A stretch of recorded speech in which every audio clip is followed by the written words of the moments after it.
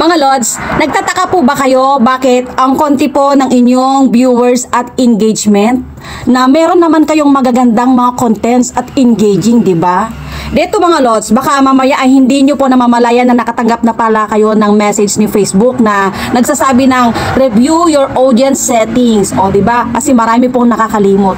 Marami pa pong nakakalimot na hindi pa pala nakaset up ang professional mode nila at yung mga audience visibility. Ayan mga Lods, baka naka-private pa yan. O baka naman naka-friends lang or friends of friends. Naku mga Lodi. Ayan, nagtataka kayo no kasi magagandang mga engagement nyo pero konti ang viewers at engagement. Eto po ang sinasabi ko.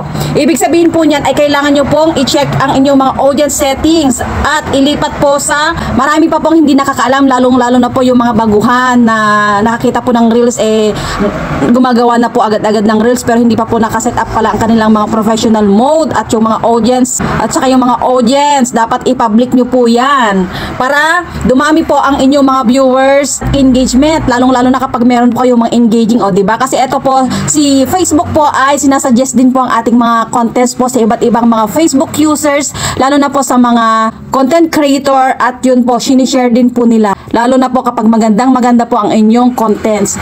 Ayan mga Lodi, i-check nyo na po, baka sakaling eto po ang inyong problema. Sana po ay nakatulong. God bless po.